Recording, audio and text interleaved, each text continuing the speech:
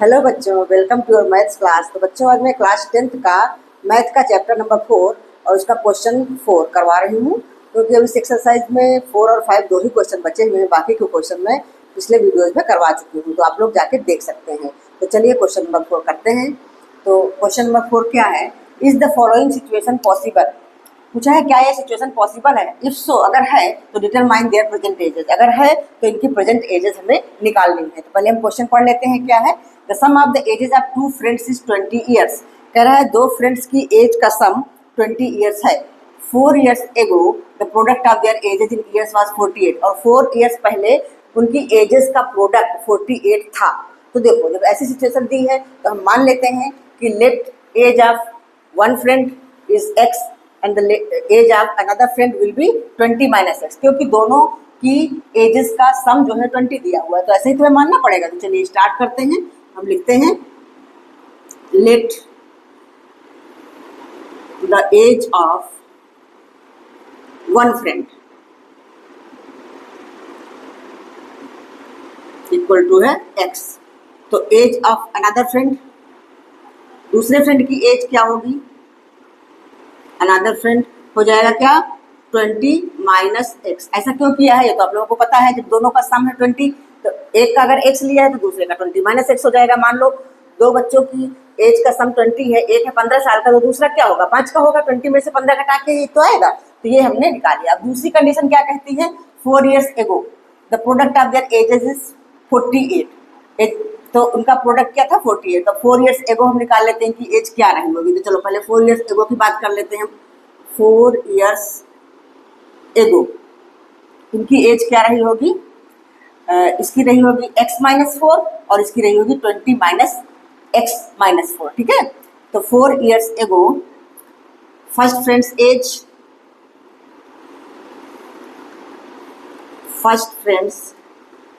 As x minus 4। देखो x minus 4 क्योंकि 4 साल पहले की बात की जा रही है, तो अभी जो एज है उसमें 4 साल तो घटाएंगे।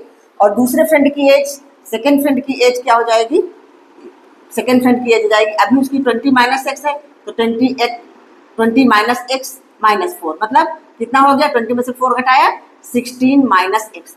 अब इस जो 4 ईयर्स एगो वाली एज है उनका प्रोडक्ट 48 रहा, ये बताया। तो अकॉर्डिंग टू द क्वेश्चन, और हम यहाँ पे अकॉर्डिंग टू द क्वेश्चन लिख लेते हैं, x minus 4 multiply 16 minus x equal to 48। ठीक है, ये आ गया। अब इसको सॉल्व कर लेते हैं। पहले x को 16 से मल्टीप्लाई करेंगे, तो x और 16 को मल्टीप्लाई करके हो गया 16x। फिर x का माइनस से मल्टीप्लाई करेंगे तो माइनस एक्स स्क्वायर।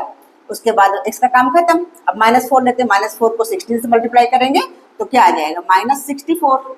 और माइनस 4 को माइनस एक्स से करेंगे तो प्लस 4x। और इस वाली नंबर को भी हम इधर ले लेते हैं, माइनस 48 इक्वल टू 0 कर देते हैं। ठीक है। अब इसको हम अरेंज करके लिख लेते हैं और जो जोड़ता है उसको जोड़ लेते हैं, जो घटता है घटा लेते हैं। तो माइनस एक्स स्क्वायर, मतलब पहले स्क्वायर की टर्म सबसे पहले लिखेंगे, तो हम माइनस एक्स स्क्वायर लिख लेते हैं। ये हुआ हमारा माइनस एक्स स्क्वायर। उसके बाद एक्स का टर्म क्या है? 16x और प्लस 4x, मतलब प्लस 20x, ये हो गया। और उसके बाद ये नंबर वाला टर्म है 64 है और 48 दोनों ही माइनस में है, इसका मतलब दोनों नंबर हमें जोड़ के लिखनी है। तो क्या हो जाएगा? 8 4 12 हासिल 1 4 6 10 1 11, मतलब माइनस 112 इक्वल टू आ गया 0। अब इसमें क्वेश्चन में बोला है इफ पॉसिबल, अगर पॉसिबल है तो हम पॉसिबिलिटी कैसे निकालते थे? अभी हमने पीछे बताया है, सिखाया है कि if B square minus 4ac is greater than 0, तो उसके रूट्स निकलते हैं। ठीक है, 2 डिस्टिंक्ट रियल रूट्स होते हैं। If B square minus 4ac equal to 0, तब भी रूट निकलते हैं, लेकिन दोनों रूट्स इक्वल होते हैं। And if B square minus 4ac is less than 0, that means negative आ गया अगर, तो फिर उसका कोई सोल्यूशन नहीं निकलता है, नो रियल रूट्स होते हैं। ठीक है, तो हमारा ये क्वाड्रेटिक इक्वेशन के फॉर्म में आ चुका है। तो हमें बी स्क्वायर माइनस 4ac निकाल के पहले चेक करना है कि ये सोल्यूशन होगा इसका या नहीं होगा। तो वही हम करते हैं। तो बी स्क्वायर माइनस 4ac हम पहले निकालते हैं, बी स्क्वायर माइनस 4ac। तो यहाँ पे क्या है? ए बी सी, चलो मैं ये भी लिख लेती हूँ। देखो ए इसका है -1, है ना। एक्स स्क्वायर का जो कोफिशिएंट है बी है 20, बी इक्वल टू है 20, और सी है माइनस 112, सी इक्वल टू है माइनस 112। ठीक है। अब बी स्क्वायर माइनस 4 से निकालना है, बी मतलब 20, तो ये हमारा हो जाएगा 20 का स्क्वायर, 20 स्क्वायर माइनस 4 इंटू -1 और इंटू -112। ठीक है। नेक्स्ट स्टेप 20 का स्क्वायर कितना होता है 400। अच्छा यहाँ माइनस माइनस 3 बार है तो माइनस ही आएगा। अब 1 से मल्टीप्लाई करने का तो कोई मतलब नहीं, 4 से सीधा मल्टीप्लाई करो, 4 2 जा 8, 4 1 जा 4, 4 1 जा 4, मतलब -440। अगर 400 से ज़्यादा है तो हमारा ये आएगा -48। तो अब क्या देखा आपने, बी स्क्वायर माइनस 4ac 0 से कम आ गया है क्योंकि नेगेटिव में नंबर आई है, तो हम इसलिए लिखेंगे देयरफॉर हमारा ये हो जाएगा b square minus 4ac is less than 0। 0 से लेस है ना, -48 आया हुआ है तो नॉट पॉसिबल, ये पॉसिबल ही नहीं है, तो ये हम क्या निकालेंगे, बस यही हमारा आंसर खत्म हो जाएगा। तो therefore not possible, if possible बोला था ना तो नॉट पॉसिबल। जो सिचुएशन दी गई है उससे एजेस निकालना पॉसिबल नहीं है, तो हम बस नॉट पॉसिबल लिख करके छोड़ देंगे। ठीक है, अब इस क्वेश्चन को हमें करना ही नहीं। अगर हमारा b square minus 4ac greater than 0 आया होता, इक्वल टू 0 आया होता तो फिर हम इसको सॉल्व करते। ठीक है बच्चों, तो चलिए अगला क्वेश्चन नंबर 5 कर लेते हैं। ये है क्वेश्चन नंबर 5। इसमें क्या दिया है, कह रहा है is it possible to design a rectangular park of perimeter 80 metre and area 400 metre square. क्या ये पॉसिबल है ऐसा रेक्टेंगुलर पार्क डिजाइन करना जिसका पेरीमीटर 80 मीटर दिया हो और एरिया 400 मीटर दिया हो। अगर पॉसिबल है find its length and breadth, यदि पॉसिबल है तो आप इसकी लेंथ और ब्रेथ निकालिए। तो देखो कैसे करेंगे हम, इसमें तो कोई कुछ दिया नहीं है, लेंथ कितना है तो ब्रेथ क्या है तो सम वगैरह नहीं दिया, लेकिन पेरीमीटर दिया है, पेरीमीटर 80 मीटर है तो पेरीमीटर से ही हम लेंथ और ब्रेथ निकालेंगे। तो पेरीमीटर एक्चुअली होता क्या है, पेरीमीटर का फार्मूला आप लोगों ने बचपन में सीखा होगा छोटी क्लासेस में। पेरीमीटर इक्वल टू होता है 2 टाइम्स लेंथ प्लस ब्रेथ, ये होता है ना, और ये कितना दिया हुआ है 80 मीटर। अब ये 2 अपॉन में चला जाएगा तो 40 हो जाएगा। दैट मीन्स हम ये लिख सकते हैं कि length plus breadth equal to 40 लिख सकते हैं। Length plus breadth equal to है 40 मीटर। ठीक है, एक बात क्लियर हुई। ये 2 अपॉन में चला जाएगा तो 80 को काट के 40 बना देगा। और जब लेंथ और ब्रेथ का सम हमें 40 मीटर मिल गया है, लेंथ और ब्रेथ का सम 40 मीटर है, तो हम किसी एक को x मान लेते हैं, दूसरा हमारा 40 माइनस x हो जाएगा। ठीक है, तो अब हम इस क्वेश्चन की शुरुआत कर सकते हैं, इसको सॉल्व कर सकते हैं। तो let the length of the garden, length of the park, सिर्फ लेंथ ही लिख दो, length of the park equal to है x। ठीक है, अब यहाँ मीटर वगैरह नहीं लगाते, सिर्फ x हमें ऐसे वेरिएबल लेते हैं तो सिर्फ x ही लिखते हैं। तो ब्रेथ क्या हो जाएगी, ब्रेथ ऑफ द पार्क हो जाएगी क्या 40 माइनस x। ठीक है, इतनी बात क्लियर हुई।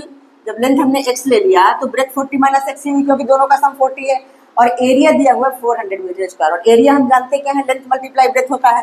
तो एरिया क्या होता है, एरिया हमारा गिवन है 400 मीटर स्क्वायर, और एरिया हमारा होता है length multiply breadth 40 minus x equal to 400। ठीक है, ये हमारा अकॉर्डिंग टू द क्वेश्चन है, ये जो दिया हुआ है। अब इसको हम सॉल्व कर लेते हैं। तो नेक्स्ट स्टेप हमारा होगा 40x माइनस एक्स स्क्वायर, अब ये वाला 400 भी इधर ले आते हैं, माइनस 400 इक्वल टू 0।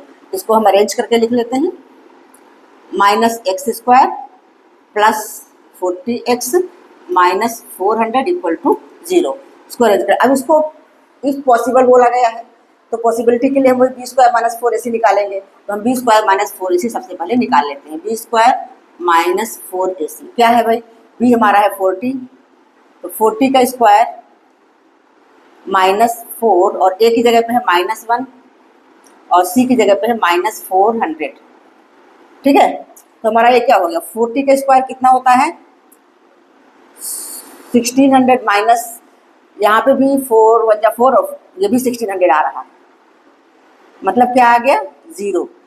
तो अब इधर कर लेते हैं हम इसको, हमारे पास क्या आ गया B square minus 4ac equal to आ गया 0। तो 0 आ गया तो पॉसिबल तो है, हाँ दोनों रूट्स इक्वल होते हैं जब बी स्क्वायर माइनस 4ac आता है, तो हम लिखेंगे पॉसिबल, इसको हम निकालेंगे। अगर पॉसिबल है तो both the roots are equal, क्योंकि बी स्क्वायर माइनस 4ac 0 आया, but both the roots are equal, both the roots are equal, equal ही आएंगे। और वो किसके बराबर होते हैं, तो x की वैल्यू क्या आएगी -b/2a, ये आएगी ना। क्योंकि होता क्या है minus b plus minus b square minus 4ac upon 2a, तो जो plus minus b square minus 4ac यहाँ होता है तो बी स्क्वायर माइनस 4ac तो जीरो ही हो गया, इसलिए उस टर्म को खत्म कर देते हैं। तो दोनों ही वैल्यूज यही आएंगे, तो बस अब यही सब निकाल लेते हैं, हमें कोई मिडिल टर्म स्प्लिट करके निकालने की जरूरत नहीं है, ठीक है। तो इसको मिडिल टर्म स्प्लिट करके निकालने की जरूरत है, सीधा इसी क्वाड्रेटिक फार्मूला से हम निकाल लेते हैं। तो अब एक्स की वैल्यू हम निकालेंगे।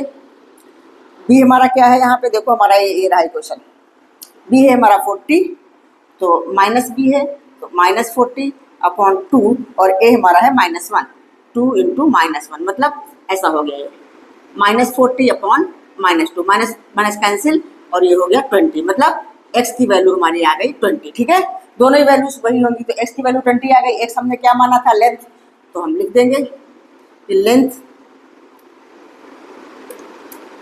Length of the park equal to है 20 मीटर। तो ब्रेथ भी निकाल लेंगे, 40 माइनस एक्स है तो 40 माइनस 20 कर दो, या दोनों वैल्यूज जैसे भी करो तो यहाँ से ब्रेथ निकल जाएगा, क्योंकि हमने यहाँ माना हुआ है 40 माइनस एक्स, तो वही ले लेते हैं।